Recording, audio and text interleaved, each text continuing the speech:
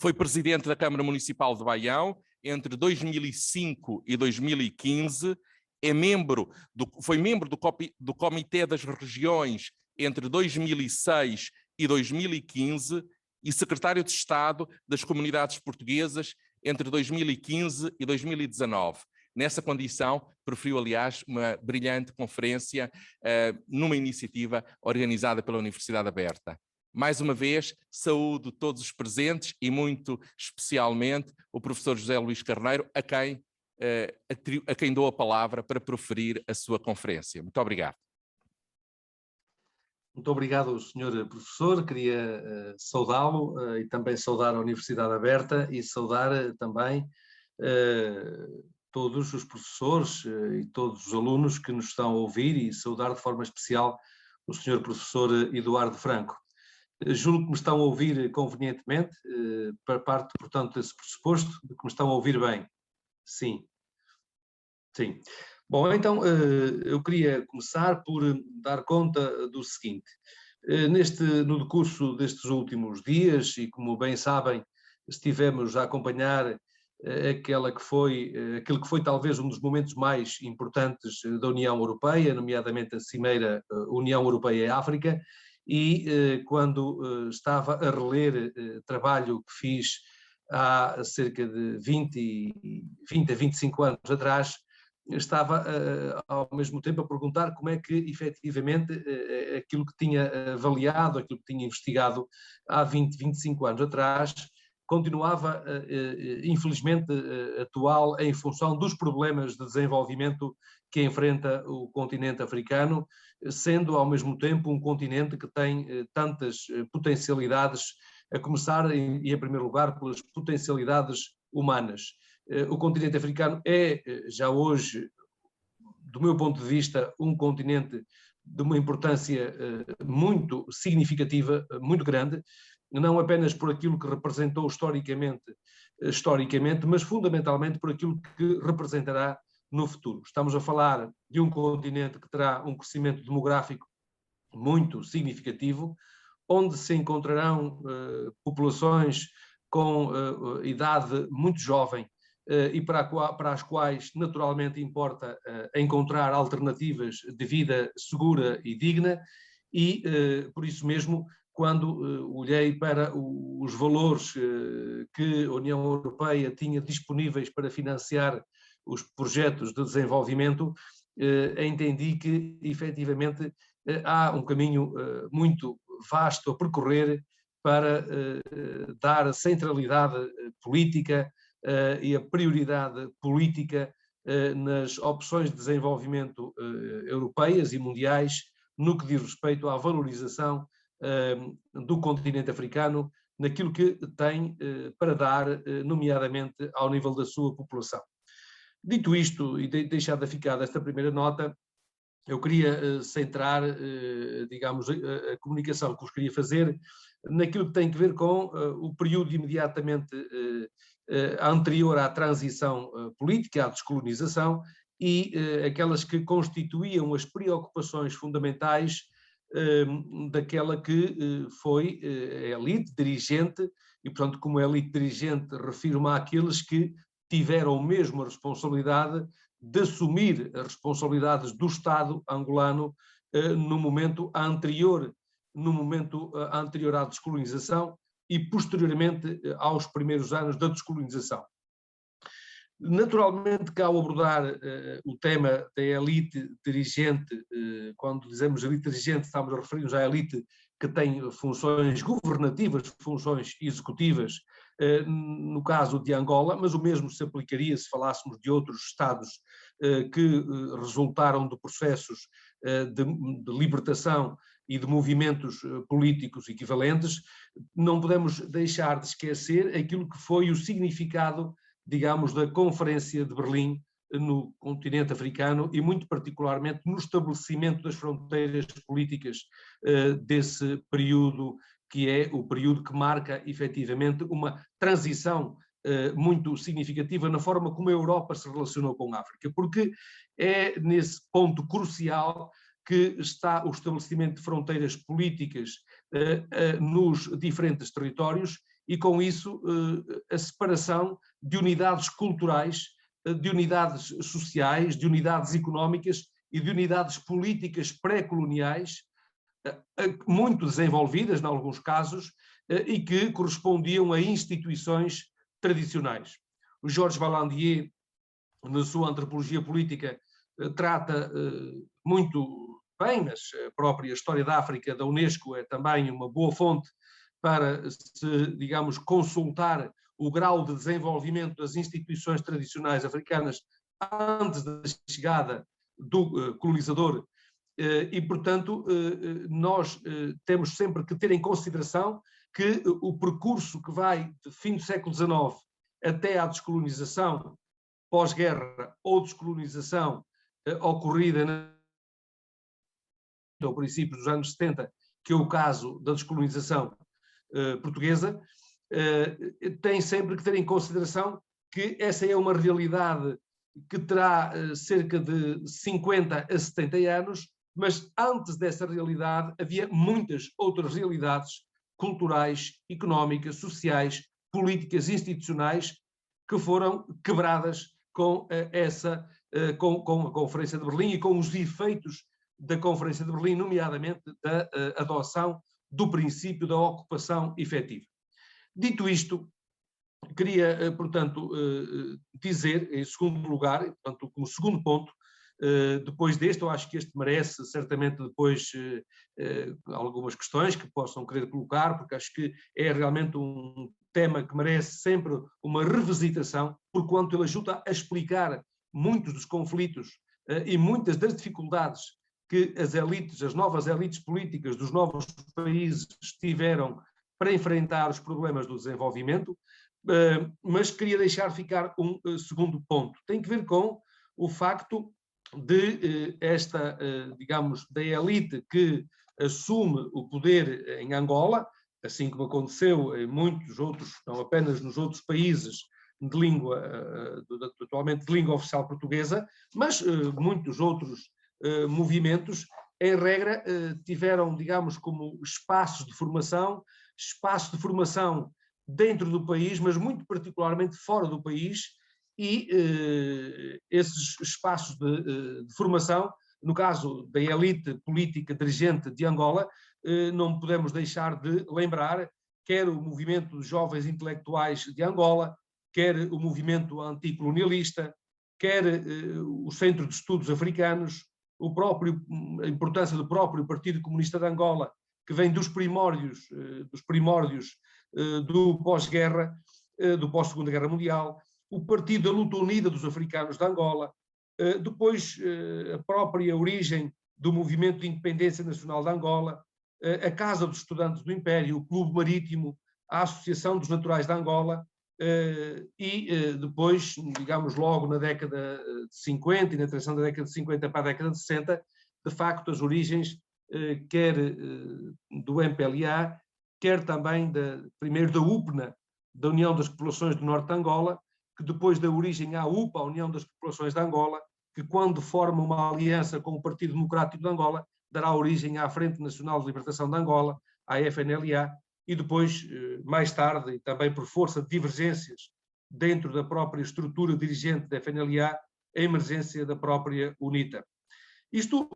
dá-nos conta da importância de termos, por um lado, em consideração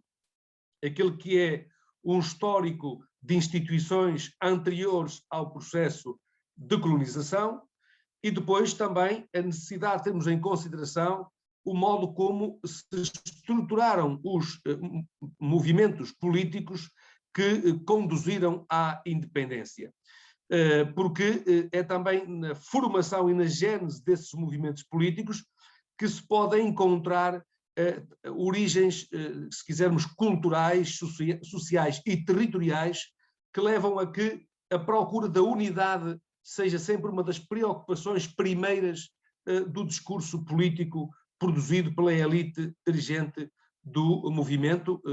Popular de Libertação de Angola, do MPLA, que será o partido, o movimento que terá responsabilidades diretivas na condução da independência. Como bem se sabe, e infelizmente para povo de Angola e também para o território, para a própria elite política do país e para a elite social, para o conjunto dos cidadãos e das cidadãs angolanas e angolanos. É evidente que esta, digamos, esta natureza política e militar que ganharam os movimentos vai trazer consigo depois, mal se dá a independência, vai trazer, como bem se sabe, uma guerra civil que se prolongará por décadas e que, mesmo depois da paz celebrada em 1992, se prolongou depois, se reacendeu e se prolongou até aos anos 2000. E, portanto, este é um segundo ponto, uma segunda nota prévia que eu deixava ficar, porque estamos a falar de uma realidade que tem esta complexidade na sua abordagem. Daí que me tenha procurado concentrar naqueles que foram, do meu ponto de vista, os 10 elementos essenciais da fórmula política, se quisermos, do discurso político, da estrutura política, da fórmula política da elite dirigente do MPLA. Para o efeito, consultei naturalmente os programas do MPLA, estamos a falar do programa mínimo e do programa maior, eram dois tipos de programa, um menos desenvolvido e um mais desenvolvido que tinha o MPLA. Por outro lado, servi-me também dos discursos políticos, nomeadamente do Agostinho Neto, das entrevistas que foi dando aos diferentes órgãos de comunicação social e dos comunicados que, aliás, se encontram sistematizados em 2 edições e que foram, portanto, intervenções produzidas ao longo de mais de 10 anos. Ora, nos principais objetivos do conjunto da fórmula política, do discurso político, estava,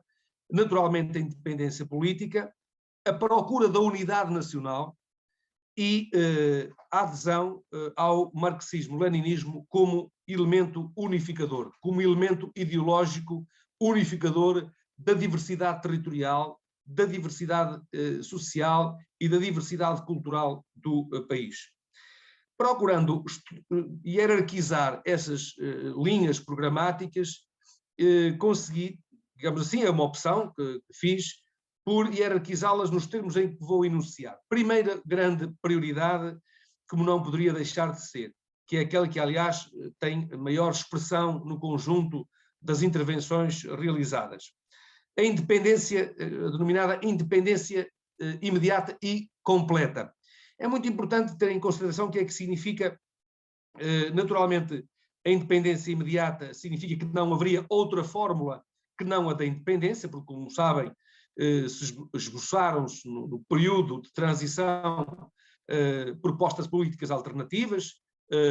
Portugal e o futuro do general Spínola apontam um caminho alternativo, nomeadamente que passaria pela hipótese do movimento federal, com realização do referendo à população, mas, portanto, a fórmula da independência imediata era a fórmula que, aliás, era subscrita pelo conjunto dos outros 2 movimentos, quer pelo MPLA, quer pela FNLA, quer também pela UNITA, mas, mais do que isso, a independência completa, o que significava cortar os laços com quaisquer manifestações de neocolonialismo. Isto significava, desde logo, a construção de uma sociedade sem classes e uma, digamos, fórmula de integração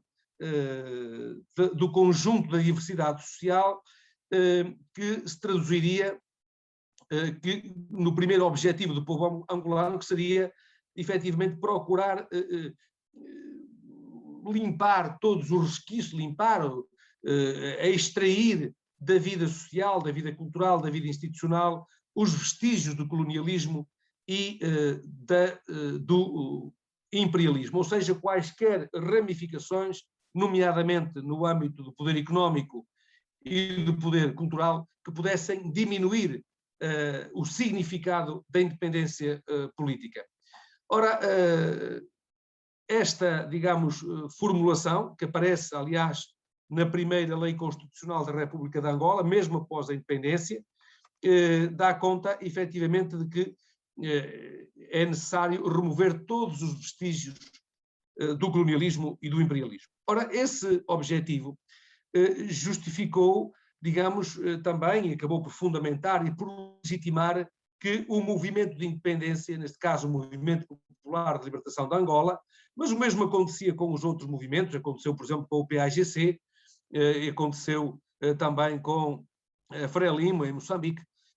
significava que os movimentos e os partidos, movimento, frentes, tinham que ter uma dupla estrutura. Uma estrutura, por um lado, política, mas simultaneamente uma estrutura militar. Porque, enquanto que a estrutura política tinha fins de reconstrução política e de reconstrução social e de reconstrução económica, a estrutura militar era vista como o elemento de constituição da unidade nacional. Era por intermédio da estrutura militar que efetivamente se poderia reconstruir ou construir o projeto nacional, o projeto de nação, que era entendido como estando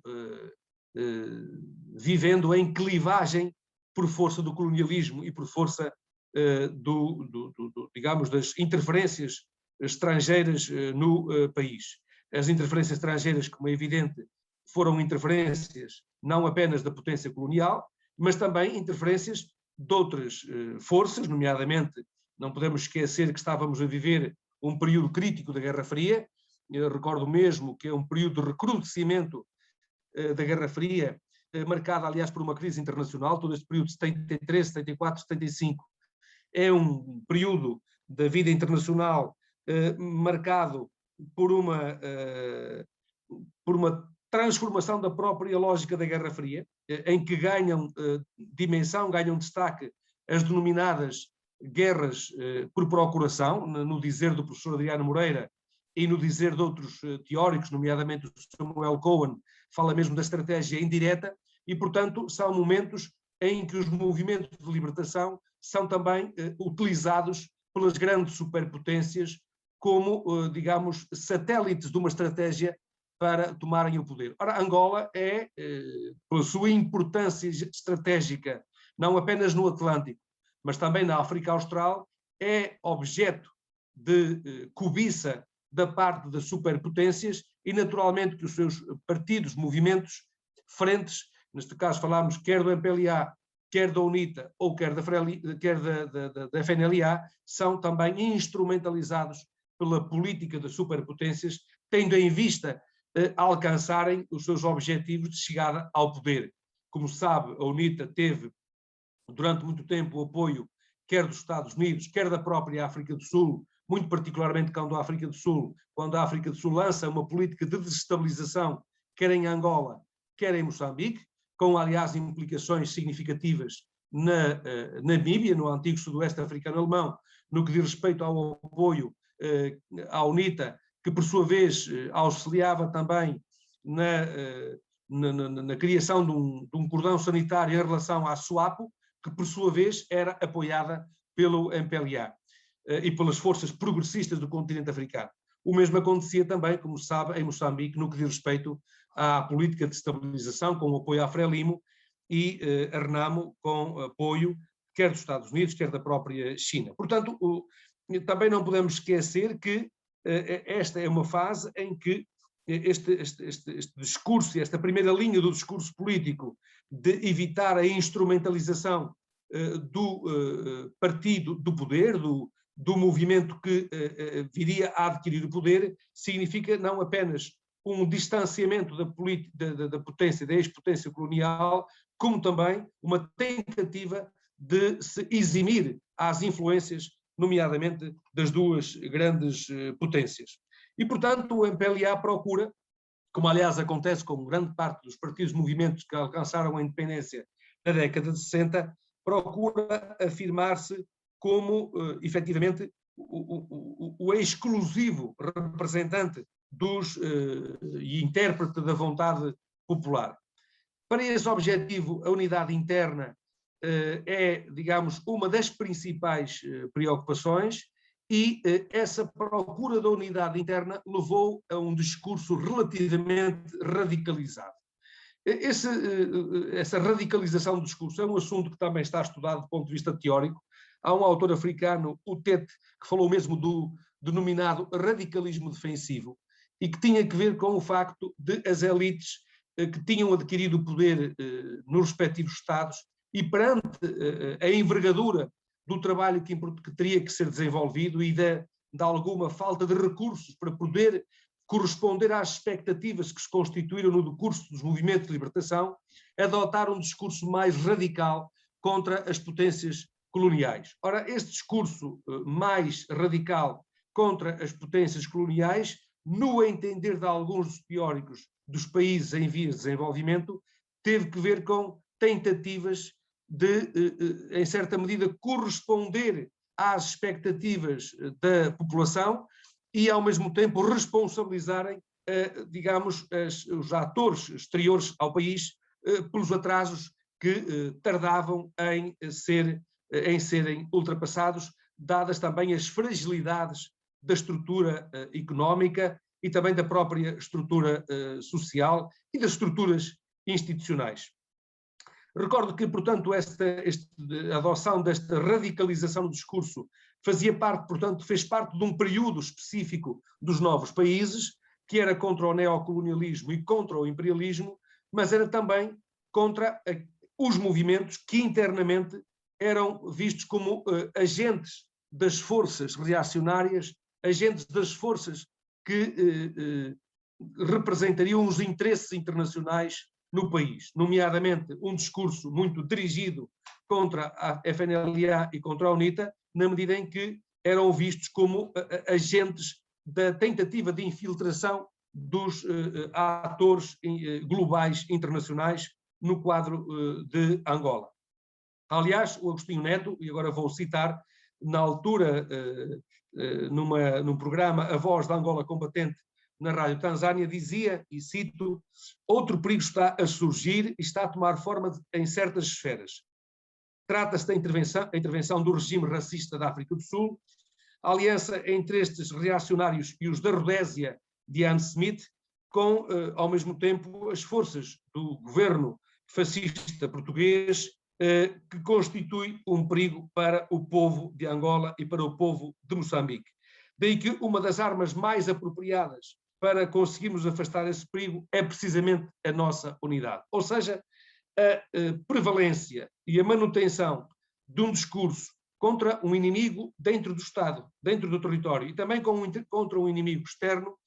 foi um elemento prosseguido, tendo em vista alcançar a unidade interna no plano nacional e também como fator mobilizador para os esforços que havia a empreender. É a partir daqui que se, de facto, avança para um discurso bastante exclusivista. Permito-me ainda, neste primeiro elemento, digamos, da fórmula política, destacar outra dimensão importante, que aliás vai ser relevante depois nos anos de 76, 77 e até de 78, e que depois estará presente, muito presente, infelizmente, naquilo que foi a tentativa de golpe de Estado liderada por Mito Alves, de que há poucos dias atrás, como todos se recordarão, houve mesmo um pedido de desculpas às famílias daqueles que foram, digamos, mortos nesse período. Talvez tenha sido mesmo um dos períodos mais difíceis e mais complexos da história de Angola. E, fundamentalmente, trata-se da dicotomia que sempre existiu entre a chamada elite do interior e a elite do exterior. Ou seja, há várias declarações do próprio Agostinho Neto que afirmam que o patriotismo só se pode expressar pela participação no combate. Estou a utilizar palavras dele. Pela participação nas ações de guerra no interior do país, por oposição aos que estavam no exterior do país, a viver, e agora cito, comodamente e sem riscos. Ou seja, este elemento de divergência dentro da própria elite dirigente é um elemento muito preponderante. Aliás, esteve na origem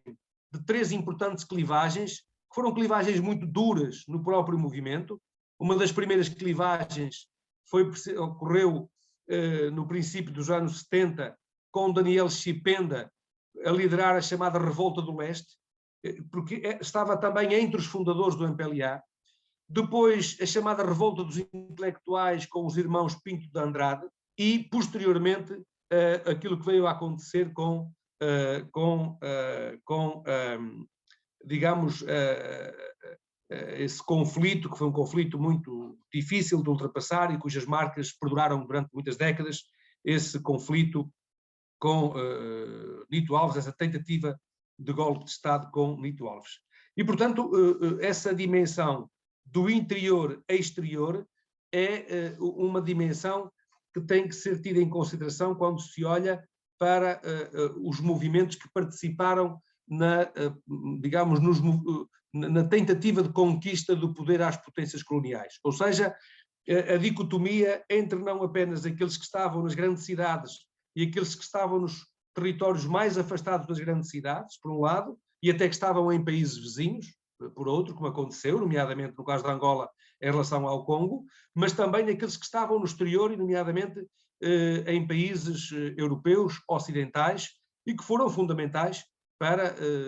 digamos, não apenas o desenvolvimento intelectual, mas também para a própria consciencialização nos países ocidentais, para a importância da descolonização e para a afirmação do princípio da autodeterminação. Entramos no segundo elemento da fórmula política. O segundo elemento, podemos sintetizá-lo naquilo que é a tentativa da construção da unidade nacional. Ou seja, a vontade de reunir sob uma mesma Constituição todas as expressões territoriais. Ou seja, a interdição de todas as tentativas de divisão daquilo que faz parte do projeto nacional, do projeto de construção nacional, e, ao mesmo tempo, a criação das condições de regresso, nomeadamente para os angolanos que se encontravam no exterior. E queria aqui sublinhar um ponto muito importante. Nesta fase, na fase da transição para, digamos, a independência e para a autodeterminação, é curioso que o MPLA chegou a afirmar a preocupação de poderem existir regiões autónomas nas áreas onde minorias nacionais, agora estou a citar, onde minorias nacionais possam viver em agrupamentos densos e possuam um caráter individualizado, em relação às quais se possa afirmar a solidariedade económica e social em relação a todas as regiões autónomas, mas também em relação a todas as diversidades etnoculturais. E, portanto, tratava-se, portanto, de um modelo que depois veio quando se falou, quando se fizeram as várias tentativas de paz, já em fins da década de 80, início dos anos 90, quando se falava de encontrar soluções que fossem mais pacíficas para, digamos, a formulação político-constitucional, uma das dimensões que se na altura adiantava era a hipótese de se poder desenvolver um modelo federal ou confederal para representar o conjunto da diversidade territorial, social e cultural do território. Recordo que, aliás, foi uma das fórmulas que a própria Nigéria seguiu, aliás, o modelo federal, mantendo, portanto, uma unidade nacional assente nessa diversidade presente na própria Constituição. Portanto, sublinho que esta unidade nacional diz respeito, em primeiro lugar, a uma procura de unidade no interior do núcleo dirigente, mas também à procura de unidade no interior do país, liderada naturalmente pelo MPLA, e tendo sempre como três elementos principais: a luta contra o racismo, a luta contra o imperialismo e a luta contra também todas as expressões de imperialismo. O terceiro elemento da fórmula tem a ver com a unidade africana. Traduzia-se este elemento, se quisermos, para procurar simplificar, na procura constante e na construção constante da solidariedade entre todos os povos africanos, nomeadamente os povos que estavam cujos movimentos de libertação tinham características comuns, e esse movimento de solidariedade ganhou corpo na Conferência das Organizações Nacionalistas das Colónias Portuguesas e permitiu estabelecer uma aliança entre todos os movimentos de libertação, muito vasta, mas sobretudo ao nível da Organização da Unidade Africana. Chama a atenção que a própria Organização da Unidade Africana é o resultado de um equilíbrio entre uma visão mais progressista, mais radical, e uma visão mais conservadora. A visão mais progressista na altura defendida pelo Ghana de Kwame Nkrumah, e uma visão mais conservadora, se assim quisermos, onde estava, entre outros, o Marrocos, que defendia uma abordagem mais conservadora. A Organização da Unidade Africana é o resultado, hoje União Africana, é o resultado do equilíbrio destas duas posições ideológico-políticas que tinham muito que ver também com o próprio posicionamento dos respectivos países, porque não podemos também, ou melhor, temos também que lembrar a importância de líderes e de lideranças como o Houphouët-Boigny, como o Léopold Sédar Senghor, que foram de facto líderes carismáticos neste movimento, que foi primeiro um movimento cultural, depois um movimento político de afirmação das singularidades da África na agenda e na vida política internacional. Esta solidariedade que estava presente na Organização da Unidade Africana era vasta e tinha ligações com os movimentos progressistas europeus e asiáticos, e nomeadamente com os movimentos de libertação existentes, nomeadamente na África do Sul, com o ANC, por exemplo, na Rodésia, com o Zimbabwe African National Union, com a ZANU, ou com o Zimbabwe African People's Union, com a ZAPU, na Namíbia, nomeadamente com a SWAPO, e que tinham o apoio quer da Unidade Africana, quer também destes movimentos de solidariedade internacionais, que com apoio nomeadamente financeiro e com apoio também com material, com, digamos, meios materiais e mesmo com meios humanos. Como, aliás, afirmou Agostinho Neto, tem uma frase bastante interessante que vale a pena lembrar, e cito Agostinho Neto: tudo encontrávamos na Tanzânia. Portanto, a Tanzânia era, de facto, um dos grandes países, uma grande plataforma de apoio, quer de apoio militar, transportes, alimentação, meios financeiros, para apoiar estes movimentos de libertação, não apenas aqueles que estavam em percurso de libertação,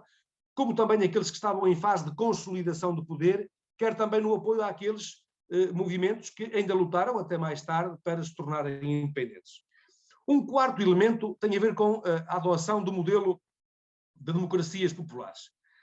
Estamos verdadeiramente, no caso de Angola, com a adoção do modelo, digamos, de centralismo democrático, embora se proponha, digamos, na formulação e no discurso político um regime democrático, republicano e laico, com um regime eleitoral baseado no sufrágio universal, direto e secreto, com respeito pela liberdade de expressão, de consciência e de culto, e com liberdade de imprensa, tendo como centro do poder legislativo uma Assembleia Popular.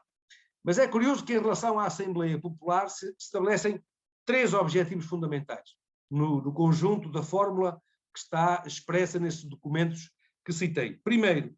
reforçar a unidade entre todas as etnias, reforçar a unidade entre todas as diversas regiões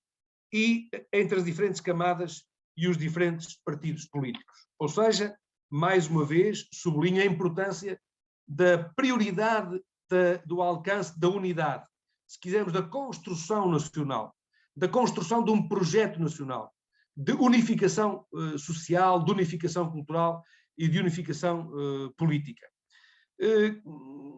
Contudo, o Agostinho Neto, numa entrevista que dá sobre o conteúdo ideológico do MPLA, dizia, nos princípios dos anos 70, não é possível dizer que este é, por exemplo, um movimento comunista. Na fase presente, dizemos que nos devemos unir e lutar contra os portugueses que efetivamente procuram sobrepor os seus interesses aos interesses de Angola, mas com a independência será preciso organizar um Estado onde o povo possa participar inteiramente nas assembleias e todos os organismos que permitam ao povo expressar as suas opiniões. Acerca da organização da economia, dizemos que o povo angolano deve ser dono das riquezas do país, que devem pagar-lhes salários justos e evitar a exploração dos trabalhadores. Isto é o que é normalmente chamado de via socialista.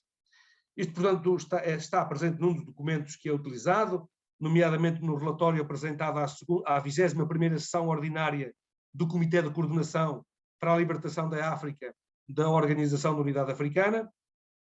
e tratar-se-ia, portanto, se quiséssemos sintetizar e olhando para aquilo que foi escrito sobre outros países em circunstâncias equivalentes em África, poderíamos dizer que se tratava da tentativa de aplicação do socialismo a África, ou seja, a adoção de uma via marxista aplicada às características culturais, sociais e territoriais do continente africano. Um quinto elemento tem a ver com a reconstrução económica e com o desenvolvimento. E a reconstrução económica é vista como instrumental ao serviço da independência completa. Há pouco, quando referia a independência completa, era disto que estava a falar, ou seja, a nacionalização dos recursos de Angola, e estamos a falar, portanto, de uma opção pela planificação da economia, estamos a falar da liquidação do regime de monocultura, estamos a falar da tentativa de aumentar a produtividade do setor agrícola, onde, aliás, Angola tem um potencial incomensurável, a criação e o desenvolvimento de empresas comerciais do Estado e de cooperativas de produção de compra e venda, a criação de indústrias para a produção de artigos cotidianos do povo e a exploração por parte do Estado dos recursos energéticos do país. Trata-se, portanto, de uma via de nacionalização dos setores estratégicos e de uma estatização da economia. Dentro destes objetivos de natureza económica aparece um sexto elemento da fórmula política, a reforma agrária. No entender da elite dirigente, tratava-se de colocar a propriedade rural, de nacionalização da propriedade rural, nacionalizando a propriedade privada e, muito particularmente, a dos, como era dito e como é citado, dos estrangeiros e, muito particularmente, daqueles que eram adversários daquilo que era entendido como o movimento para a construção da identidade nacional e para a construção do projeto nacional. Esses, digamos, interesses internacionais eram vistos como adversários, como inimigos desse processo de construção nacional, daí que todo esse percurso de nacionalização das terras e depois de progressiva distribuição com base na tentativa de repartição da propriedade, embora sempre na esfera do Estado, foi uma das, digamos, opções que se tomou então, que ainda hoje, nomeadamente em relação à estrutura de propriedade, se mantém, digamos, com elementos que são desta época e deste tempo e deste percurso destinado à construção de uma soberania sobre os recursos do país, nomeadamente soberania sobre as condições para os recursos alimentares indispensáveis, portanto, à estratégia de defesa nacional. O sétimo elemento da fórmula política está na proteção social e política dos que haviam participado na luta de libertação. É sempre muito importante ter isto em consideração, esta dimensão. Ou seja, efetivamente, os movimentos de libertação, como disse, em regra organizaram-se em movimentos, em frentes, por exemplo, a Frente Nacional de Libertação de Angola, mas também a Frelimo, Frente de Libertação de Moçambique, ou o Movimento Popular de Libertação de Angola, ou a União para a Independência Total de Angola, da UNITA, ou seja, organizavam-se não em partidos, digamos, partidos com figurino ocidental, mas dada a diversidade territorial, dada a diversidade cultural, dada a diversidade etno-regional, organizavam-se em torno de, digamos, de plataformas que era o modo de unificação de toda esta diversidade, como o próprio ANC. Foi, digamos, o modo de organizar esta grande diversidade e de, digamos, conduzir essa diversidade para um objetivo comum de construção de uma unidade nacional. E, portanto, o sétimo elemento aparece como a importância de proteger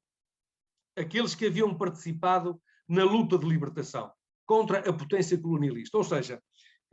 muitos dos que estão certamente a ouvir digamos, este diálogo que vamos ter e que estão a participar, recordar-se-ão que, por exemplo, quando ocorre na década de 80 uma segunda, digamos, um segundo movimento de autodeterminação em Cabo Verde, é um movimento contra uma elite política dirigente do PAIGC que tinha raízes em Cabo Verde. E, portanto, é uma tentativa de segunda autodeterminação. E porquê é que, por exemplo, no caso da Guiné, quem é que lidera esse movimento e se torna Presidente da República? O Presidente Nino Vieira. E qual era a característica que tinha o presidente Nino Vieira? Tinha sido um combatente, tinha sido alguém que tinha estado na luta de libertação. E, portanto, é sempre importante ter em consideração, e aqui o 7º elemento, a proteção social e política dos que participaram na luta de libertação, é um elemento que deve ser sublinhado. Ou seja, a importância permanente de reforçar, se quisermos, a legitimidade e de sublinhar a legitimidade acrescida daqueles que tinham participado como combatentes, se quisermos, aqueles que deram a vida como combatentes para, digamos que, a independência, para que a autodeterminação do povo pudesse ver a luz do dia e pudesse frutificar. Portanto, este elemento, que é um elemento importante, que é um elemento central, não deixa de ser, por isso mesmo também, um elemento de, digamos, de exclusividade, e que introduz digamos, um caráter exclusivista naqueles que exercem, ou melhor, que têm a legitimidade, ou que entendem ter a legitimidade para conduzirem o país para o processo de reconstrução nacional. Em 8º lugar, um ponto também muito relevante, o desenvolvimento da instrução e da cultura nacionais e a destruição da cultura e a educação colonialistas. Lembro que nos primórdios, digamos, das lutas da luta de libertação, havia um livro que era considerado uma espécie de livro vermelho, que era um livro de inspiração dos, digamos, dos intelectuais revolucionários que pegaram em armas para libertarem as suas comunidades, que era do Aimé Césaire, que fala mesmo, digamos, do genocídio cultural, ou seja, que a presença cultural do colonialismo nestes territórios teve o efeito de genocídio cultural das culturas tradicionais. E criou, e isso de facto pode depois ler-se muito na literatura, no caso de Angola, vale a pena ler, entre outros, mas o Pepetela é de facto uma referência que procura ilustrar na sua literatura digamos, essas clivagens entre uma cultura tradicional pré-colonial que está enraizada, digamos, no espírito das gentes, e como depois o próprio conflito civil entre irmãos desavindos está, por exemplo, muito patente no Cão e os Caluandas, que é um livro que vale a pena ver, porque mostra bem digamos, digamos, esse elemento constante no estado de espírito da sociedade, porque efetivamente são fatores que são o resultado, de facto, de um colonialismo que efetivamente destruiu muitas das raízes, muitas das manifestações culturais. Tratou-se, portanto, do encontro de culturas, e esse encontro, como ocorre sempre, nem sempre ocorre de forma pacífica, e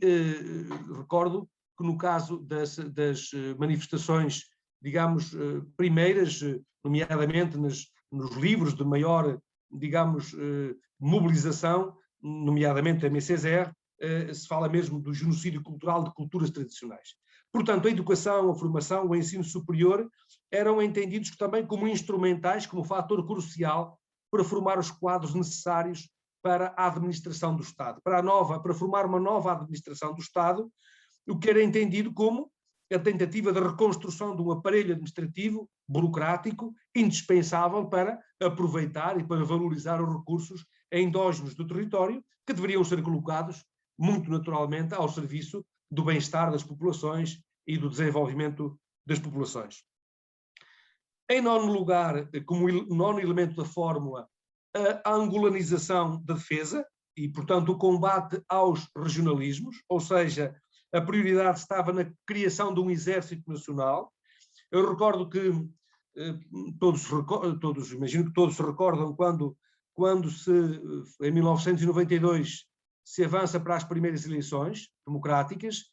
um dos grandes esforços que foi feito por parte das Nações Unidas, na altura com Margaret Anstey como responsável dessa missão, teve que ver precisamente com a criação de um governo de unidade nacional, mas antes do governo de unidade nacional, que não resultou, esteve precisamente a tentativa de integração militar dos militares que se tinham, digamos, desmobilizado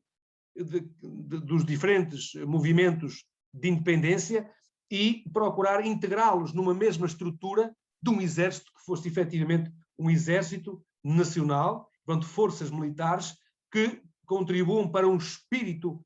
nacional. Era, ao mesmo tempo,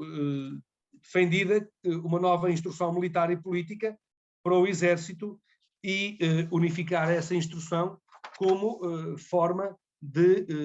do aparelho militar ter precisamente essa função, criar um espírito nacional e combater quaisquer manifestações de regionalismo que pudessem pôr em causa a unidade territorial e a integridade territorial do país. Porque esse, como bem sabem, tem sido sempre digamos, uma das questões muito prevalecentes quando ocorrem conflitos, e a memória do que se passou no leste da República Democrática do Congo é um exemplo, o que se passou de 67 a 70 na Nigéria, o que se passa em alguns territórios, se quisermos, do centro, nomeadamente na República Centro-Africana ou no leste da África, bem se sabe que, de facto, essa é uma das, digamos, das necessidades permanentes, a garantia de que as forças militares consigam garantir a unidade nacional e a oposição e a defesa contra quaisquer manifestações de regionalismo e de desintegração territorial em função de identidades culturais e linguísticas. Em 10º lugar, o não alinhamento. Esta é, efetivamente, uma das, digamos, uma das características da elite dirigente, nomeadamente, tratava-se de uma orientação da Organização da Unidade Africana relativamente à política externa, ou seja, o não alinhamento com quaisquer dos blocos, nem com o Bloco de Leste, nem com o Bloco Ocidental, e o estabelecimento de relações de boa vizinhança com as nações limítrofes de Angola. Ora, dito isto, e chegados a estes 10 elementos, quais é que efetivamente são as grandes dificuldades, as grandes clivagens, os grandes obstáculos com que se confrontam os novos países, os novos países que emergiram digamos, do percurso de libertação? Primeiro, a necessidade de unidade no interior da própria elite dirigente, porque ela própria, digamos, manifesta clivagens, nomeadamente entre aqueles que participaram na luta armada e os que não participaram na luta armada, os que estavam dentro do país e os que estavam fora do país, os que faziam parte de uma elite mais urbana e aqueles que faziam parte de uma elite mais rural. Em segundo lugar, a importância da unidade no conjunto do território, dada a diversidade cultural, linguística e de padrões de vida e desenvolvimento, que é uma diversidade, que é uma riqueza, que é um potencial, mas que também naturalmente comporta riscos. Por outro lado, aqueles que são os grandes problemas dos países em vias de desenvolvimento e que estão identificados desde o pós-guerra e que na década de 60, como se sabe, levou mesmo à criação da UNCTAD, nomeadamente a Conferência das Nações Unidas sobre o Comércio e o Desenvolvimento, para garantir que o comércio internacional se faz em condições de maior igualdade relativamente aos países que tinham saído de processos de colonização-descolonização, ou se quisermos de colonialismo e descolonização, de independência e de autodeterminação. E estamos a falar do quê, fundamentalmente? Da exigência, da formação e da capacitação das pessoas e das instituições. Estamos a falar da estruturação e da capacitação do Estado e das suas estruturas intermédias. Estamos a falar da importância da diversificação das suas economias, excessivamente dependentes de uma base produtiva sem transformação industrial e sujeita à instabilidade dos preços internacionais. Estamos a falar fundamentalmente de produtos agrícolas ou de recursos naturais, como ocorre com Angola, quer com o petróleo, quer com os diamantes, o que faz com que a flutuação dos preços tenha impactos brutais na estrutura de financiamento destes países e, portanto, perigosa alteração das condições de vida das populações e, portanto, contentamento ou descontentamento com as instituições políticas e democráticas. Tem a ver também com as questões ligadas à transferência de tecnologia e, portanto, capacitação de quadros, formação de recursos humanos transferência de tecnologia, mas transferência de tecnologia que garanta que os países se autodeterminam, em detrimento de opções de tecnologia em que os países ficam dependentes dos países mais avançados em termos tecnológicos e da assistência dos países mais avançados em termos tecnológicos. Esta é uma das reivindicações, nomeadamente da CNUSA, do UNCTAD, e, por outro lado, o acesso aos mercados internacionais em condições de competitividade. E neste plano há que sublinhar 2 pontos, nomeadamente os custos dos transportes internacionais e também os custos de conservação e de estabilização de preços. Recordar-se-ão, quem acompanha estas matérias, que o conjunto dos países, no âmbito da UNCTAD e da própria Organização Mundial de Comércio, a anterior GATT, procuraram criar mecanismos de estabilização de preços. Esses mecanismos de estabilização de preços e também o Sistema Geral de Preferências para os produtos com origem nos países em vias de desenvolvimento foram mecanismos que foram sendo encontrados, mas é evidente que eu peço que façamos um breve exercício. Hoje, Portugal, um dos problemas que Portugal tem, por exemplo, no quadro da União Europeia, é ter uma situação periférica do ponto de vista do quadro europeu, porque os custos de transporte em Portugal para colocarmos os nossos bens no centro da Europa são custos bastante elevados, com impactos na competitividade do país. Ora, pensemos agora como é que ocorre esta desigualdade de competitividade dos mercados internacionais quando falamos de estruturas produtivas baseadas em setores primários, em setores extrativos, sem incorporação de valor tecnológico e, ao mesmo tempo, com um custo de transportes que acresce cerca de mais 20% naquilo que são os custos dos bens quando chegam aos mercados internacionais. Ora, é por isso que esta Cimeira da União Europeia e África, que ocorreu a semana que passou, do meu ponto de vista, tem prioridades certas. Naturalmente, a prioridade da vacinação e conseguirmos uma simetria na vacinação também nos países em vias de desenvolvimento é um dos objetivos globais e europeus, como não poderia deixar de ser. E é importante que a Europa, muito particularmente, e a União Europeia especificamente, assuma a sua responsabilidade histórica,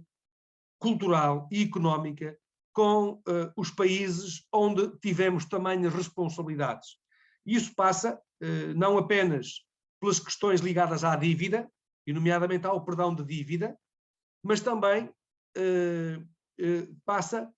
por sermos capazes de encontrar mecanismos de reescalonamento do pagamento das dívidas e de apoios efetivos à transição da sua estrutura produtiva para formas de produção que sejam mais sustentáveis do ponto de vista dos recursos e, ao mesmo tempo, capazes de garantir oportunidades de vida para as futuras gerações, porque prevendo-se, como se prevê, que a África venha mesmo a ser o continente em que a população mais vai crescer, e sendo que a Ásia vai estagnar, se prevê que até 2050, por volta de 2030, 2040, possa estagnar o crescimento da população, maior será a importância do continente africano do ponto de vista global, do ponto de vista do rejuvenescimento social do conjunto das sociedades contemporâneas. E daí que seja muito relevante que os esforços de cooperação União Europeia-África não apenas se aperfeiçoem, como se desenvolvem e se aprofundem, porque isso é indispensável para um desenvolvimento mais sustentado da humanidade. Com isto queria, portanto, terminar e concluir, e agora estaria disponível para questões que queiram colocar, que queiram pôr para a discussão. Queria dizer que hoje estou aqui estritamente na qualidade de investigador e de, digamos, da minha dimensão universitária. Hoje não vim com funções de natureza política e tenho que separar bem esses planos, porque aquilo que disse e que afirmei estritamente me vincula a mim no plano pessoal e no plano das minhas responsabilidades como investigador das áreas das ciências sociais, na década de 90 e anos 2000 das questões africanas, e agora, mais recentemente, nos últimos, digamos, 5 anos, sobre as questões europeias. Muito obrigado pela sua intervenção. Realmente está aqui hoje como elite académica que é, embora também seja membro da elite política. Mas é como elite académica que está aqui hoje. E deixem-me dizer o que se vai passar agora. Eu vou fazer um breve comentário, posto que uma investigadora nossa, a Amanda Oliveira, vai, como é tradicional no Seminário Internacional de Estudos Globais, vai recitar um breve poema. E depois abrir-se-á um espaço de debate e de perguntas para todos os interessados, que a melhor forma será fazerem as perguntas via chat, que depois eu lerei. Eu farei, como disse, uma brevíssima análise para dizer desde logo o seguinte: é muito interessante que em 2022 estejamos em Portugal a discutir Angola, as elites angolanas, que afinal de contas vêm de antes da independência, mas que estão até hoje em funções, e a prova disso é a construção do Estado angolano, sobre o qual lançou tanta luz. E a este propósito gostaria de realçar o facto de termos entre os participantes, por um lado, estudantes do doutoramento em estudos globais, esta é uma típica temática que interessa muito aos estudos globais, mas estudantes dos estudos globais que residem em Portugal, mas também em Angola e em outros países de língua portuguesa, e que o estejamos a fazer também pensando naquilo que Portugal e os portugueses podem fazer por Angola. O que referiu a propósito da intervenção da União Europeia, e sabemos que Portugal tem assumido nessa matéria, no que respeita às relações com a África, tem assumido um papel central, crucial, ao longo do tempo, porque é uma prioridade na nossa estratégia, na nossa política externa. E realmente, dos pontos que eu gostaria de destacar, por um lado, a relevância que também faz, a relevância das elites. Elites que, no caso das elites angolanas, mas de outras elites, que muitas vezes são simultaneamente elites políticas, elites culturais, porque o que é tecnicamente elite? Pertence à elite quem está no topo de uma determinada atividade. Ora bem, Angola, a independência de Angola deu-se por meio, obviamente, de elites, uma parte dela, de facto, formada no exterior, designadamente em Portugal, e que não deixou de manter relações com Portugal, como se prova o facto de os líderes independentistas, designadamente Agostinho Neto, terem defendido a língua portuguesa como língua oficial de Angola. Aliás, recordo-me quando da atribuição do Prémio Nobel da Paz, Ramos Horta, no seu discurso, citou vários autores de língua portuguesa e citou também Agostinho Neto. Depois, o facto estabeleceu aqui uma ordem na sua apresentação que é muito interessante, porque, por um lado, refere todas as condicionantes políticas, o contexto político anterior, fundamentalmente desde 1884, desde a Conferência de Berlim, e que condicionou uma divisão, enfim, o futuro, enfim, a evolução de África, com todas as coisas problemáticas que daí surgiram. Por outro lado, o que é muito interessante, a formação dos movimentos políticos aqui a luta, que na verdade não são só movimentos políticos, são movimentos políticos, associações políticas e outro tipo de organizações, muitas delas com presença no exterior e em Portugal, e a forma como esses movimentos se desenvolveram. Eu diria que vários deles foram quase movimentos partido, no sentido de que depois informaram a criação de partidos políticos. E, além disso, a detalhada fórmula política que estabeleceu e que realmente nos permite perceber porque é que Angola, enfim, nas luzes e sombras do seu processo de desenvolvimento, com muitas contradições, como é que Angola, afinal de contas, chega até hoje como um país da CPLP. Aliás, é muito interessante verificar como alguns membros da elite política e cultural angolana querem participar em debates como, por exemplo, a questão do acordo ortográfico, estando de um lado ou estando do outro, como escrevem alguns. Estou-me a lembrar, por exemplo, de um homem que esteve nesta mesa, João Melo, que escreve regularmente no diário de notícias. E já agora também a propósito de alguém que esteve nesta mesa, lembro-me de uma célebre conferência de Maria de Lourdes Espintacilgo, onde ela definia a política e, sobretudo, a política numa perspectiva democrática, como a realidade do múltiplo, do diverso. Ora bem, na sua apresentação trouxe de facto, aliás, em determinados momentos, nos 10 pontos que referiu para caracterizar a fórmula política, refere precisamente esse facto. E eu, nesse ponto, gostaria de destacar algo que me parece muito relevante, que é a questão, falou do desejo desses movimentos e dessa elite de uma independência política, uma independência que haveria de ser imediata e completa, e as consequências que isto teve, não apenas de separação da antiga potência colonial e supostamente de todos os restos, os vestígios de imperialismo e colonialismo, mas também na defesa de uma unidade de Angola. Porque realmente a Conferência de Berlim foi o que foi, mas Angola torna-se independente como país, e o que se poderia perguntar era, vamos-nos aqui, enfim, um processo de cisão do país. É verdade, falou que em momentos, por momentos se pensou também na atribuição ou no reconhecimento da autonomia às regiões, enfim, que têm diferenças designadamente étnicas, mas, na verdade, a luta pela afirmação do Estado Nacional nas várias dimensões que tão bem explorou, é o que permitem perceber porque é que Angola hoje chega, enfim, com as tensões que ainda existem, com os desafios que tem pela frente, e poderia aqui dar alguns exemplos, mas como o caso, por exemplo, de Cabinda, mas como chega como um país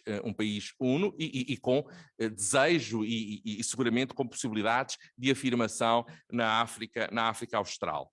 E realmente, nessa descrição da fórmula política, enfim, eu diria que numa hora ficámos, enfim, despertos para outras leituras. Porque é que o MPLA, por exemplo, se tornou, enfim, promoveu uma radicalização do discurso, como, enfim, se tornou opositor de outros partidos, enfim, nessa perspectiva do exclusivismo que falou. Mas nada disto, mais uma vez, pode ser visto só como algo positivo ou negativo, porque de facto teve aspectos evidentemente muito complexos, e a continuação da guerra é realmente o elemento trágico que ainda hoje está na memória de todos os angolanos, mas também teve alguns aspectos positivos e muito positivos, como esse desejo de unidade. Tudo encontrávamos na Tanzânia, dizia Agostinho Neto, que citou. E realmente eu diria que, pensando nos angolanos de hoje e na elite política angolana de hoje, que tem a responsabilidade de construir ou de reconstruir o país em democracia, também é importante que se formem, que tenham a capacidade de encontrar tudo aquilo de que precisam, designadamente a formação, seja em Angola, e felizmente que existe muita colaboração, cada vez mais colaboração, é o próprio caso aqui da Universidade Aberta com Angola, mas também fora de Angola. E é importante, e por aqui concluo para dar espaço às perguntas, é que se releia ou que se ouça novamente, que se veja novamente a sua intervenção, porque de facto, na fórmula política que descreve,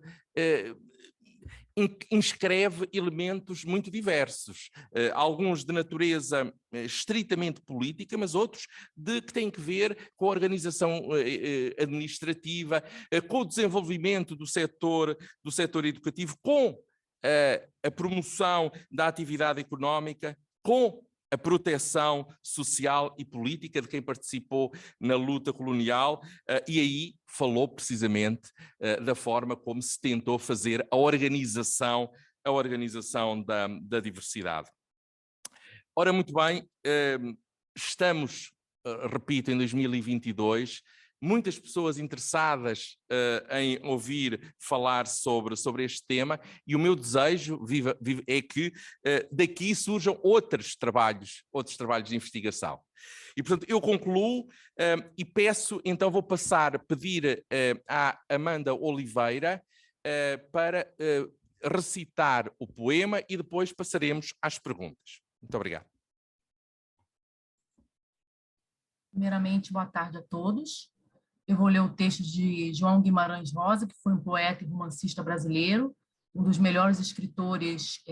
brasileiros do século XX. E o seu poema tem o título Luar. De brejo em brejo, os sapos avisam, a lua surgiu. No alto da noite, as estrelinhas piscam, puxando fios, e dançam nos fios. Caixas de poetas, a lua madura, rola desprendida por entre os musgos das nuvens brancas.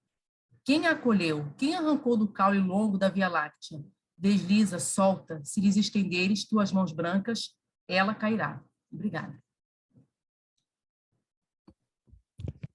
Muito obrigado, Amanda, pelo belo poema que nos deu a conhecer esta tarde. E então eu passaria a ler algumas das questões que foram colocadas.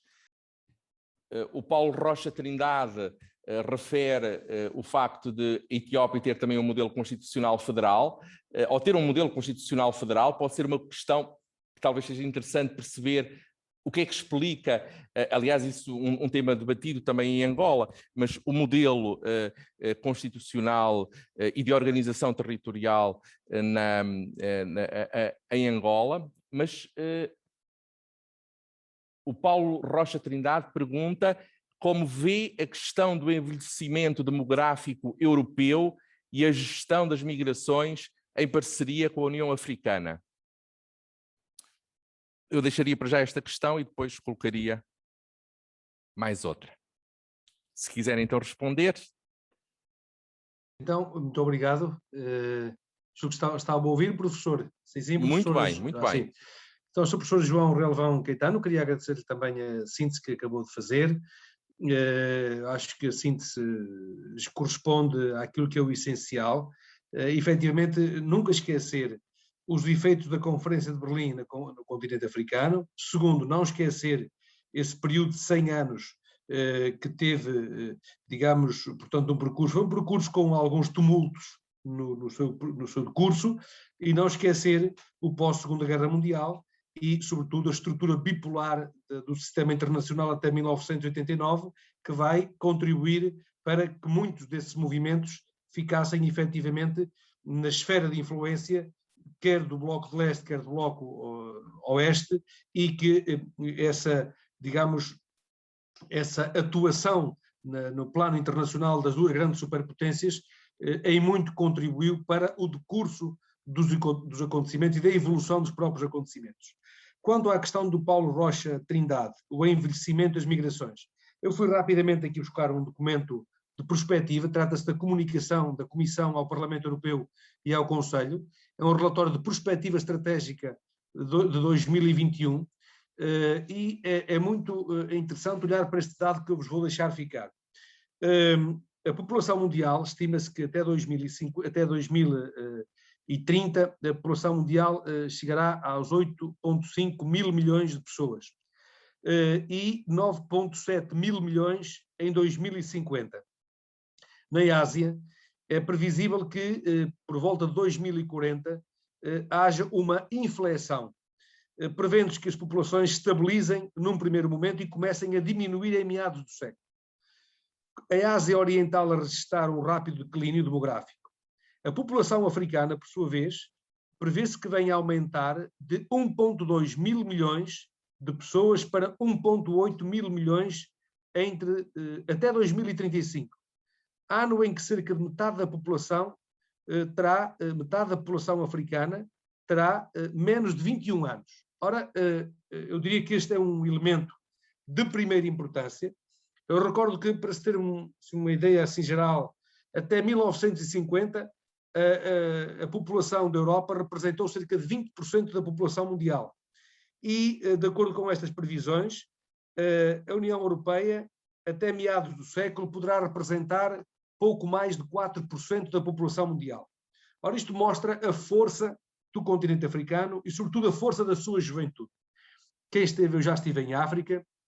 em vários países, e se há algo que é surpreendente é, de facto, a quantidade de jovens, contrariamente ao que acontece na Europa, em que, então, nos territórios do interior, se encontra, de facto, um envelhecimento muito acelerado da população. Se há a força que se sente no continente africano, é essa força da juventude. Daí que seja muito importante acompanhar esse progresso demográfico do progresso das condições de vida económica e social, por forma a que esse progresso demográfico possa traduzir-se numa melhoria das condições de toda a humanidade. Desse ponto de vista, a política para as migrações, como se sabe, Portugal subscreveu em 2018, em Marrakech, o Pacto para as Migrações. É um pacto patrocinado pelas Nações Unidas, aos quais os países europeus têm estado a aderir. Trata-se, portanto, de um compromisso para que as migrações decorram de forma regulada, na saída, no trânsito e no acolhimento, mas é evidente que essa complementaridade nos fluxos migratórios, nomeadamente da África para a Europa, é muito importante que eles ocorram de forma regulada e de forma estabilizada nas relações entre os Estados, mesmo no plano bilateral. Como se sabe, Portugal, juntamente com Cabo Verde e agora a própria comunidade dos países de língua portuguesa, subscreveram um acordo de mobilidade e que tem em vista, nomeadamente no que concerne aos países, ao conjunto dos países da comunidade dos países de língua portuguesa, criar mecanismos de mobilidade para efeitos de estudo, de investigação, mobilidade de alunos, mobilidade de professores, mobilidade de trabalhadores, podermos criar um espaço que, respeitando as obrigações internacionais do Estado português, nomeadamente os acordos de Schengen, mas que permita consubstanciar um dos primeiros objetivos que esteve na origem da comunidade dos países de língua portuguesa e que tem a ver com a mobilidade de pessoas, com a mobilidade dos seus cidadãos. Se o professor João Relvão Caetano me permitisse, eu já podia responder a duas questões que foram colocadas aqui no bate-papo. Com certeza. Duas outras, nomeadamente pelo Bernardo Castro e depois também pelo João Batista. O Bernardo Castro colocou uma questão: como é que a procura da unidade contribuiu para a radicalização do discurso da elite dirigente? Permitam-me dar conta do seguinte: quando eu falo da elite, naturalmente nós somos democratas e falamos de elites democráticas. E, portanto, são aquelas que, momentaneamente e por escolha democrática, desempenham funções na estrutura política ou então, por outras razões, pelo mérito, pelo empreendimento, pela capacidade para empreender, estão na economia, estão na cultura, estão na sociedade. No caso, digamos, das elites, no caso da África, e nomeadamente das elites que resultam do processo de descolonização, esta elite é uma elite que tem uma característica especial, ou seja, ela tem essa característica que eu referi, que sublinhei, que foi o facto da elite, que era uma elite intelectual, onde estava uma elite de intelectuais muito, muito progressista, muito avançada. Aliás, já se falou, o próprio Agostinho Neto fazia parte dessa elite intelectual. Já falámos há pouco do Amílcar Cabral, era outro grande escritor que foi um intelectual e foi simultaneamente um revolucionário, mas foram intelectuais que numa determinada fase tomaram a decisão de irem para a ação direta. Ou seja, essa foi uma decisão muito difícil, criou aliás clivagens nas origens dos movimentos, nomeadamente nas origens do MPLA. O historiador Carlos Pacheco, historiador angolano, mostra bem o que é que foram essas clivagens, porque efetivamente foram, na sua maior parte, intelectuais, revolucionários, que tomaram a decisão de irem para a ação direta, pegarem nas armas, para efetivamente darem um passo em frente, para desbloquearem o impasse que entendiam ser um impasse do qual dificilmente conseguiriam sair no decurso daquilo que era também a opção do Estado e do regime de Salazar no que diz respeito às colónias. E, portanto, quando perante a pergunta como é que a unidade contribuiu para a radicalização da elite dirigente, eu queria que ficasse claro o seguinte: essa teorização que há pouco citei do africano Utete, do denominado radicalismo defensivo, não significava que as opções fossem efetivamente de corte com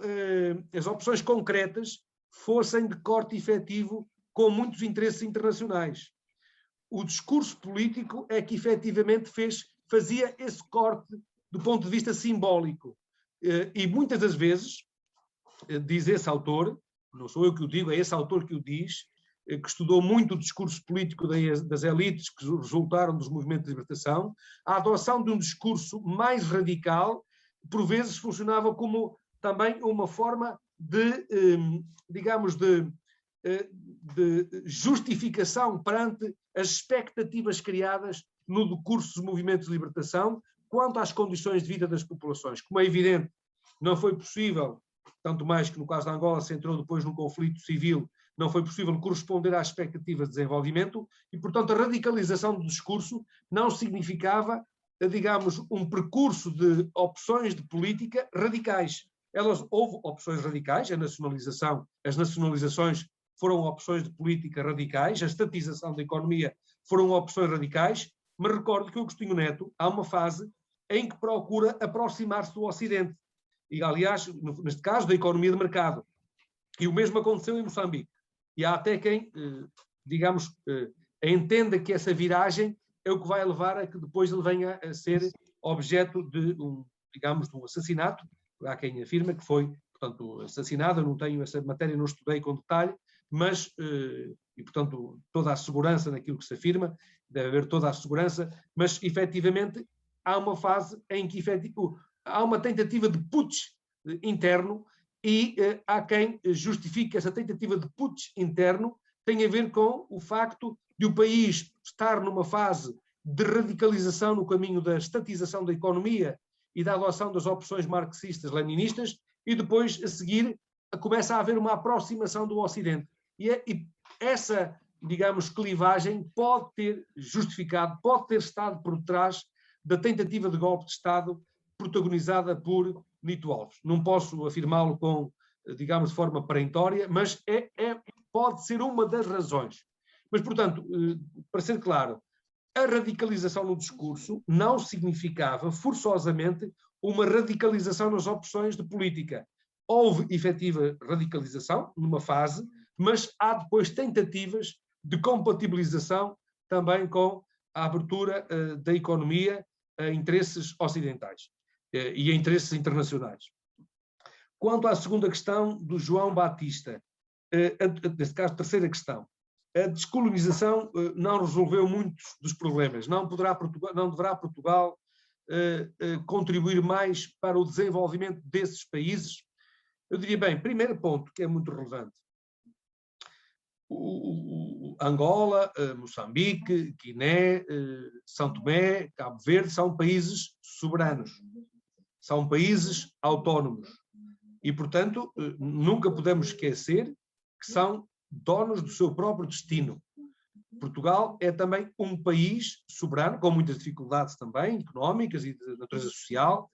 É um país europeu hoje, porque fez essa opção em 1976, quando aderiu à Carta dos Direitos Fundamentais no Conselho da Europa, e fez o pedido de adesão à Comunidade Económica Europeia em março de 77 e entrou em 1986. E, portanto, é hoje um país europeu. E como país europeu, procura, no quadro da União Europeia, demonstrar a singularidade que Portugal tem, nomeadamente enquanto plataforma de ajuda ao desenvolvimento e enquanto país de ajuda pública ao desenvolvimento. E como país que se relaciona com os países doadores, quer com as Nações Unidas, quer com a União Europeia. E por isso temos, como se sabe, o Instituto Camões e o Ministério dos Negócios Estrangeiros, que estão envolvidos em programas de ajuda pública ao desenvolvimento para contribuir para um desenvolvimento sustentável de países e de regiões. Mas é evidente que não, que para o podermos fazer, só o podemos fazer se os próprios países assim o quiserem e assim o solicitarem. Nós hoje, com Angola, unem-nos laços de boa cooperação, para já os laços históricos e culturais, linguísticos, culturais, históricos, políticos, institucionais. Portugal tem hoje uma boa relação com os países de língua oficial portuguesa. Recordo que logo em 1976, no primeiro governo constitucional e na primeira deslocação que o Presidente da República, então o General Ramalhianes, fez a Madrid, afirmou as 3 prioridades da política externa, nomeadamente a manutenção das nossas responsabilidades. A manutenção das nossas responsabilidades. Pergunto se me estão a ouvir. Estão a ouvir-me? Sim, perfeitamente. Sim, ok. Muito obrigado. Muito bem. Eu recordo que afirmou, por um lado, a nossa responsabilidade no quadro da Aliança Atlântica, em termos de segurança e defesa. Assumimos a vontade de aderir à Comunidade Económica Europeia e a vontade de manter e aprofundar relações privilegiadas com os novos Estados independentes, com os países de língua oficial portuguesa. A língua oficial portuguesa não significa que nesses territórios não haja outras línguas. Há, felizmente, uma diversidade etnocultural e etnolinguística muito significativa. A opção pela língua oficial portuguesa foi uma opção tomada pelas próprias elites dirigentes desses países e, do meu ponto de vista, olhando para aquele que é o interesse nacional de cada um dos países, foi uma boa opção, na medida em que a língua portuguesa é uma língua de unidade nacional e, ao mesmo tempo, é uma língua de um pequeno Estado, que não tem, nem e dificilmente poderá ter, vontades de determinação daquilo que são opções legítimas de determinação autónoma, soberana dos Estados que integram hoje a comunidade dos países de língua portuguesa. Portanto, respondendo à questão que me foi colocada, sim, Portugal pode e deve ser um elemento importante de articulação e de apoio ao desenvolvimento dos países de língua oficial portuguesa e também a Angola, mas é preciso que essa seja também a vontade dos respectivos países. Hoje, felizmente, temos um quadro multilateral de cooperação, estamos, aliás, envolvidos em vários projetos de cooperação, nomeadamente no setor da formação e da capacitação das instituições, nomeadamente em projetos para fazer face às necessidades em termos de saúde pública e nomeadamente no combate ao Covid, mas também em termos de segurança e defesa e na capacitação de quadros de segurança e defesa e do ponto de vista da cooperação em termos de língua, cultura e também em termos de formação e de capacitação dos altos quadros, como ocorre, aliás, nesta cooperação que existe entre a Universidade Aberta e também o povo de Angola, por intermédio das suas instituições universitárias e por intermédio das suas instituições académicas. E há todas as condições para que este esforço de cooperação se fortaleça e se desenvolva no futuro. E todo o interesse da parte de todos os países. Muito obrigado. Temos ainda mais 4 questões, se pudesse responder. A Isabel Ramos, que diz ser sua conterrânea, pergunta se nos constrangimentos, clivagens que enunciou, faz referência à importância da capacitação das instituições e pessoas. Ou seja, se pode revelar, por favor, centrando-se nas pessoas, porque é que o desenvolvimento do conhecimento académico, tecnológico, é importante para o desenvolvimento económico de Angola? Bom, essa questão é importante para todos os países, ou seja, não há desenvolvimento, ou melhor, dizendo pela positiva, só há desenvolvimento com cidadãos capacitados. Em primeiro lugar, capacitados para se autodeterminarem. Nós só seremos capazes de nos autodeterminarmos pessoalmente, individualmente. É, aliás, um fator de liberdade, um fator de autonomia, a nossa capacidade para nos autodeterminarmos pessoalmente. E dentro dessa capacidade está a nossa formação, a nossa capacitação, a nossa qualificação enquanto seres humanos, enquanto também cidadãos, parte de uma mesma sociedade. Cidadãos mais capacitados significa cidadãos mais habilitados para participarem na construção das soluções coletivas, das soluções sobre o devir coletivo. Por outro lado, cidadãos mais capacitados significam também uma democracia mais robusta, porque cidadãos mais esclarecidos, mais informados, são cidadãos que fazem um escrutínio maior sobre as opções de política pública e sobre as decisões que são tomadas por parte dos agentes políticos. Há pouco, quando o professor João Relvão Caetano falava de elite, eu já disse que me referia às elites naturalmente democráticas, já falei das especificidades das elites que resultaram dos processos de libertação, mas recordo que Guy Rocher, que é um sociólogo que escreveu uma sociologia geral, diz que as elites têm 3 funções fundamentais. Por um lado, são as elites que conseguem e que têm informação dos factos mais relevantes que ocorrem na vida social, pela leitura, pelo acesso à informação, pelo acesso ao conhecimento, e, portanto, o importante é que todos os cidadãos façam parte da elite social, sejam informados, sejam esclarecidos, sejam capacitados, porque é com o conhecimento que se explicam as situações e que os seres humanos dão sentido à vida coletiva. Ou seja, nós damos sentido à vida coletiva se formos capazes de integrar na nossa forma de raciocinar, de pensar e na nossa mundivisão o conjunto da factualidade social. Ora, porque mais capacitados, mais informados, mais esclarecidos, recolhemos a informação, somos capazes de processá-la e de, com a nossa mundivisão, tomar as decisões que servem naturalmente o nosso interesse individual e pessoal, mas que não esqueçam o interesse coletivo, o interesse dos outros, o interesse geral, o interesse da comunidade, o chamado o interesse geral, o interesse público, o bem comum. Bom, dito isto, as elites têm depois uma outra função, que é a função de explicitação pública. Ou seja, porque estão em funções de decisão,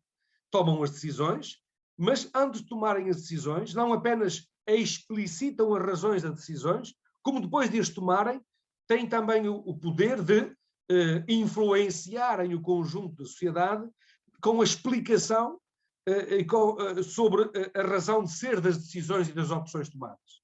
A terceira função, também no entendimento do Guy Rocher, tem a ver com a exemplaridade, ou seja, as elites, quer queiram, quer não, ou seja, aqueles que estão investidos de funções de responsabilidade nas estruturas sociais, seja numa associação cultural, recreativa, desportiva, seja numa empresa,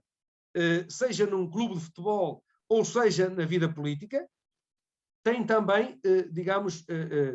uma função de exemplo. Porquê? Porque os outros cidadãos olham para as suas atitudes e comportamentos e tendem a imitar as atitudes e os comportamentos daqueles que têm funções de relevo no plano social, no plano cultural, no plano económico, no plano institucional. Ora, dito isto, digamos, referindo a estas 3 funções que são reconhecidas por Guy Rocher na sua sociologia geral às elites, eu diria, respondendo à questão que foi colocada, que verdadeiramente a sociedade pela qual devemos lutar é uma sociedade em que cada pessoa, na sua singularidade, na sua expressão plena, se transforme num cidadão consciente dos seus direitos, consciente dos seus deveres e possa também ter condições de autodeterminação para participar na vida coletiva, para participar nas opções da vida social, da vida cultural, económica e também política e institucional. Muito obrigado. Ainda temos, salvo erro, mais 3 perguntas, se tiver tempo então para responder a elas. Da parte do Orlando Moongo, angolano, nosso estudante de doutoramento, que pergunta se terá havido da parte das autoridades angolanas uma precipitação em efetivar uma transição brusca para a economia de mercado, depois de apenas 16 anos de experiência socialista, sem a existência de uma verdadeira elite capitalista. E depois ainda pergunta se é possível considerar que a evidente opção por fórmulas neoliberais que têm sido adotadas por diversos governos de países da África Austral, sob influência de potências e organismos financeiros ocidentais, são, enfim, um eventual cenário de neocolonização? Essa pergunta é muito importante. Eu saúdo o Orlando pela questão que colocou. Essa é mesmo uma questão muito relevante. Eu vou, para servir de exemplo, dar o exemplo da assistência financeira internacional que foi feita a Portugal entre 2011 e 2015, no seguimento da crise financeira internacional. Todos sabem, para não estar agora, depois aquilo que eu vou dizer em relação a este caso aplica-se também aos países que fizeram a transição muito brusca para a economia de mercado e essa economia de mercado ficou exposta efetivamente a interesses internacionais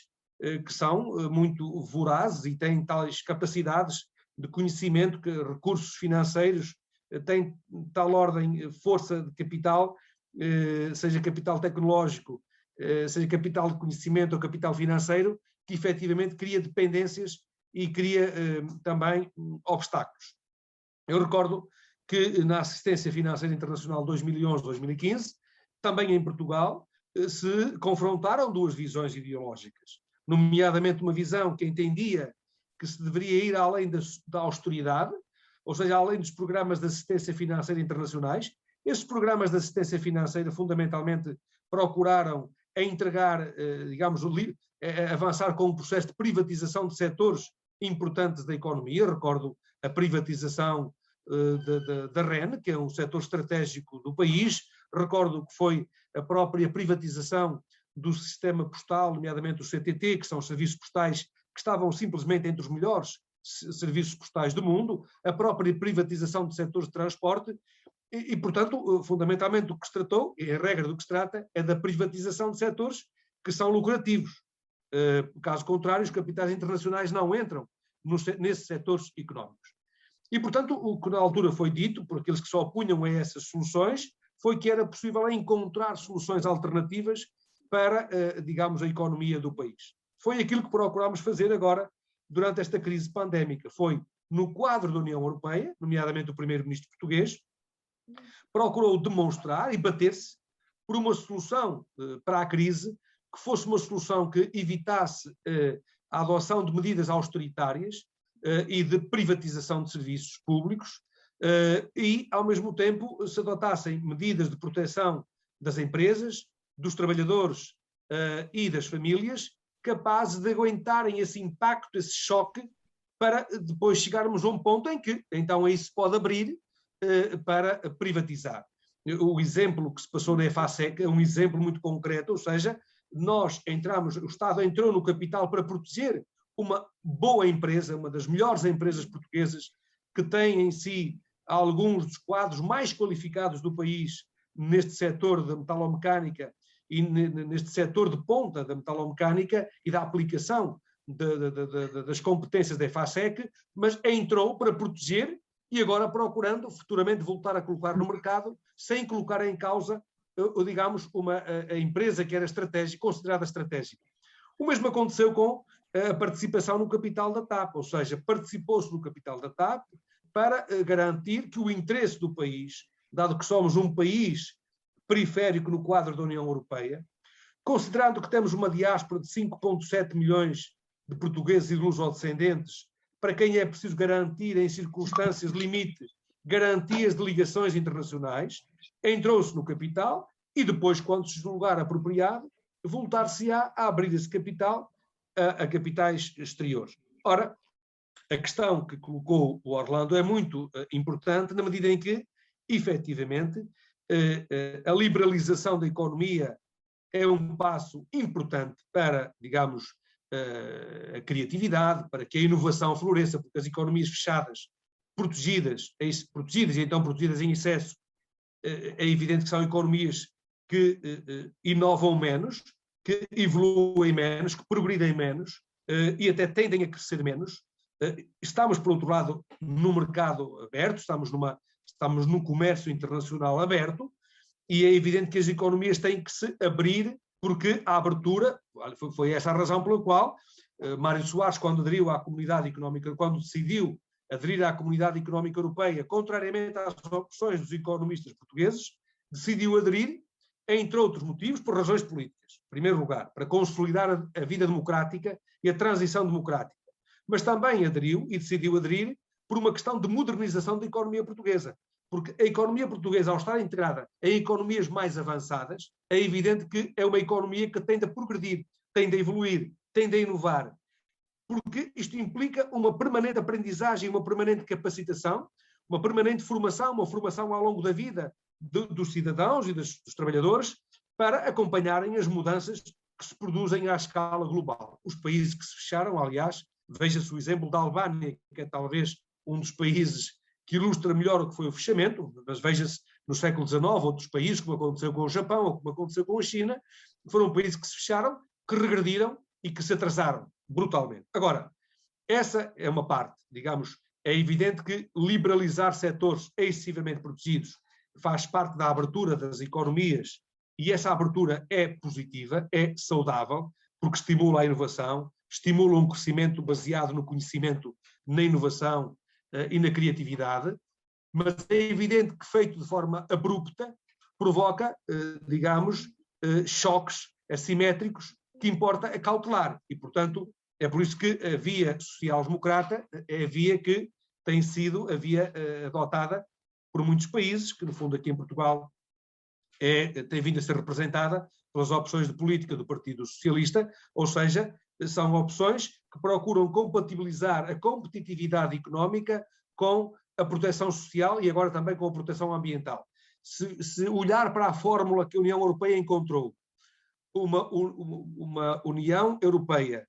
com crescimento inteligente, ou uma economia, se quisermos, uma economia inteligente, sustentável e inclusiva, é isso mesmo que estamos a falar. Estamos a falar numa economia baseada no conhecimento, aberta à inovação, em que há transferência de conhecimento entre os centros de saber, centros de competências e a estrutura social e a estrutura produtiva, ao mesmo tempo sustentável do ponto de vista do uso dos recursos, nomeadamente ambientais, e, por outro lado, uma economia inclusiva do ponto de vista social, porque é importante que os ganhos que a economia tem sirvam para investir na inovação e no progresso da estrutura produtiva e na base produtiva, mas que também sirva para, naturalmente, criar maior justiça social e que se faz, nomeadamente pela via dos salários e da remuneração dos trabalhadores. Por outras vias, naturalmente, também pela via fiscal, mas que se faz também pela valorização das condições de vida daqueles que contribuem para esse crescimento económico. Muito obrigado. E as duas últimas questões, uma ainda do Orlando Muongo, como avaliar a influência do racismo ainda persistente em alguns países da União Europeia na consolidação, presumo que na deterioração também, das relações económicas, sociais e políticas com os países africanos, mediante o princípio de relações win-win, em que todos ganhem. Ou seja, no fundo, o que há que mudar no campo, em relações, enfim, perturbadas por fatores como estranhos, como o racismo, mas que nós sabemos que existem. Por outro lado, a Rosana Afonso pergunta de que forma, agora sobre a questão da imigração, de que forma seria possível gerir a imigração de forma tanto positiva, tanto para imigrantes como para os países de destino. Presumo que esteja a falar de imigração de África para a Europa, embora também se possa pensar ao contrário. Exemplo, colonização e dinamização de zonas desertificadas dos países europeus, como por exemplo o caso de Portugal, e até que ponto a regulação da imigração é possível e atingível, uma vez que são tantos os fatores condicionantes. São duas perguntas muito diferentes, amplas, mas se fizer o favor então também de dizer o que pensa. Em primeiro lugar, a questão colocada pelo Orlando, dar conta do seguinte: bom, hoje a União Europeia e o conjunto dos países da União Europeia têm já estabilizados muitos programas e muitos canais de apoio ao desenvolvimento. Agora, na Cimeira da União Europeia, União Africana, falou-se da mobilização de 150 mil milhões de euros destinados a apoiar os esforços de desenvolvimento. Por exemplo, para terem uma pequena ideia, nós estamos, por exemplo, em esforços, nós, Portugal, mas com fundos da União Europeia, e fundos, nomeadamente do Banco Mundial. Estamos envolvidos, por exemplo, em esforços de criação de infraestruturas de água em Moçambique, mas estamos também nos esforços de reconstrução de escolas, no apoio a programas de investigação científica, em programas de cooperação triangular, nomeadamente na valorização da produção do café. Enfim, há um conjunto vasto de programas de cooperação para o desenvolvimento entre a União Europeia, os diferentes países da União Europeia e os países africanos. Recordo que a própria França foi um país que, no âmbito da Organização Mundial do Comércio e no âmbito do antigo GATT, foi sempre um país que se bateu para que os seus ex-territórios coloniais, os domínios, que no caso dos franceses chamavam os domínios d'outre-mer, tivessem acesso privilegiado aos mercados europeus, nomeadamente os produtos com origem agrícola e do setor agroalimentar. Portanto, esses esforços, eu queria que o Orlando tivesse essa consciência, esses esforços continuam a ser esforços genuínos de cooperação entre os países europeus e os países africanos. O que eu entendo é que, efetivamente, pode esse esforço ser reforçado na medida em que há recursos à escala internacional que permitem, efetivamente, contribuir para esses esforços de desenvolvimento de países em vias de desenvolvimento. Há dias soubemos que o G20, os países mais ricos do mundo, assumiram a vontade de tributarem em 15% os lucros das maiores empresas globais, nomeadamente no setor das tecnologias, e que esses recursos serviriam para investir nos países em vias de desenvolvimento, nomeadamente nas suas necessidades de infraestruturas, transportes, de mobilidade, de educação, de ensino superior e de saúde. É bom que haja esta vontade política dos países mais ricos do mundo e mais avançados do ponto de vista do crescimento económico. Contudo, quanto às questões do racismo, bom, é evidente que essas matérias são vencidas com a educação e com cultura, e com uma abordagem compreensiva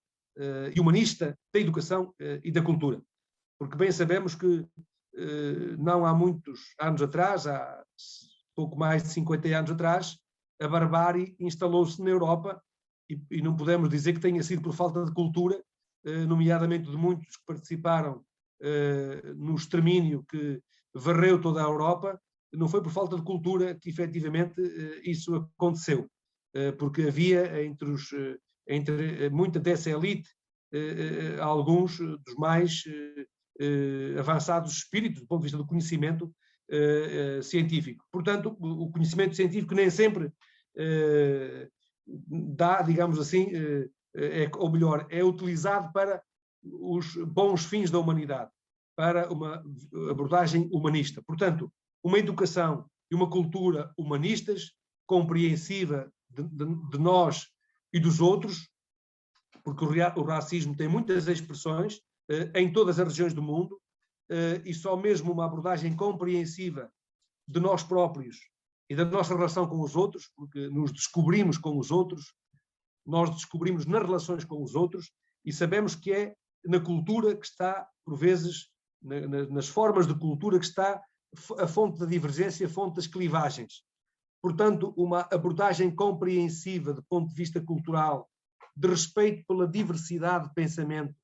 pela diversidade de expressão, das nossas expressões, não apenas das expressões linguísticas, expressões culturais, mas da nossa expressão enquanto seres humanos, é uma cultura que deve presidir às nossas vidas e pela qual devemos lutar nas nossas vidas. E só assim é que se consegue ultrapassar o preconceito cultural, os preconceitos sociais e também o racismo. Mas que fique claro para o Orlando que hoje há canais muito sólidos que mobilizam muitos recursos para o desenvolvimento. Agora, é evidente que muito há que fazer, porque muitas das infraestruturas de muitos destes países, o caso de Angola é um desses casos, foram absolutamente destruídas por décadas de guerra civil. O mesmo aconteceu em Moçambique, o mesmo aconteceu em Angola, e, portanto, é necessário recuperar muitas dessas infraestruturas de transporte, de mobilidade, de educação, de conhecimento, de ciência e de condições de bem-estar, porque a África, os africanos, tem não apenas recursos imensos, incomensuráveis, mas tem um contributo decisivo a dar à humanidade que ajudaram a fundar. Não esqueçamos que as primeiras expressões da humanidade começaram mesmo em África e, portanto, não podemos esquecer nunca que as nossas origens estão precisamente aí, em África, e é um dever de todos caminharmos como uma mesma humanidade, estejamos nós na Europa, estejamos nós em África, ou estejamos nós na Ásia, ou na América do Norte, ou na América do Sul. Fazemos parte da mesma humanidade. Estamos na mesma barca. E, portanto, as soluções têm que ser também soluções globais, integradas e sustentáveis para que todos possam viver com dignidade. E somente uma vida global que construa uma vida com dignidade será uma vida de paz e de segurança. Em caso contrário, naturalmente, que a fragilidade da cultura e das instituições não será capaz de superar os ventos e a força das intempéries provocadas pela fome, pela escassez e pela desumanidade. Muito obrigado. Estamos a aproximar-nos das 8 da noite. É tempo... havia uma questão ainda. Desculpa, da Rosana. Bom, exatamente. Eu diria o seguinte, a Rosana pode encontrar, se for ao site do Governo, pode encontrar, encontra na internet, Pacto das Migrações. O Pacto das Migrações que foi subscrito por Portugal tem respostas todas para a pergunta que a Rosana fez. Ou seja, é um pacto que estabelece regras que os Estados se comprometem a cumprir para garantirem que há fluxos regulares e seguros para quem sai dos seus países de origem, para o trânsito que fazem e para os países de destino. Nós estamos a implementar esse pacto nas diferentes políticas do Estado, porque se trata de um objetivo também de desenvolvimento sustentável. Eu diria que a Rosana e os que estão a ouvir podem encontrar no Pacto das Migrações a melhor estratégia para responder à pergunta que a Rosana fez. Muito obrigado. E agora sim, estamos... acabou esta sessão, não sem que eu diga algumas palavras muito breves. Para lhe agradecer, esta foi uma conferência muito desejada, e não só porque já o tinha ouvido, e hoje comprova-se não só a sua extraordinária capacidade de comunicação, mas a forma como, depois do tema de que falou, enfim, respondeu a todos os comentários que foram muitos. E eu recordo-me, há muitos anos era eu estudante de doutoramento, aliás já tive a ocasião de lhe dizer isto, mas não me esqueço, já o conhecia, era na altura salvo erro, Presidente da Câmara de Baião. O meu então orientador de doutoramento me falou de si de forma tão elogiosa, já lá vão mais de 20 anos. Enfim, é com muito gosto que hoje, enquanto responsável da Universidade Aberta e também no doutoramento em Estudos Globais,